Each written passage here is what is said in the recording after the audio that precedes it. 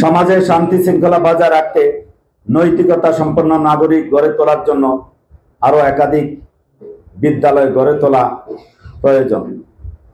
শহরের পৌর ঈদগাহ মাঠটি ছোট হওয়ার কারণে ঈদের নামাজ এবং বিশেষ করে জানাজার স্থান সংকুলান হয় না।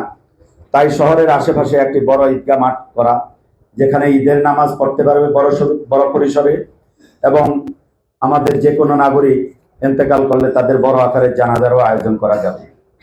4, বিজ্ঞান ও প্রযুক্তি বিশ্ববিদ্যালয়ের পূর্ণরূপ এবং মেডিকেল কলেজের পূর্ণাঙ্গভাবে স্থাপন করার জন্য প্রয়োজনীয় উদ্যোগ গ্রহণ করা হবে, যাতে করে শুধু চাঁদপুর নয়, দেশের অন্য প্রান্ত থেকেও আমাদের সন্তানরা এখানে উচ্চ শিক্ষা গ্রহণ করতে পারে।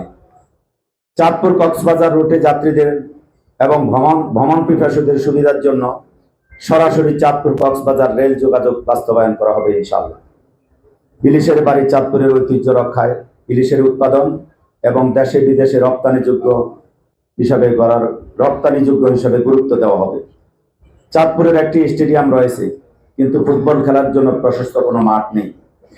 শহরের আশেপাশে একটি খেলার মাঠ তৈরি করে স্থাপনের আনুষঙ্গিক সরঞ্জামের ব্যবস্থা করা হবে।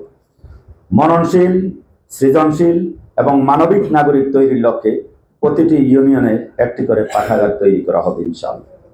কিশোর জ্ঞান, মাদক মুক্ত সমাজ গঠনের লক্ষ্যে যথাযথ পদক্ষেপ গ্রহণ করা হবে।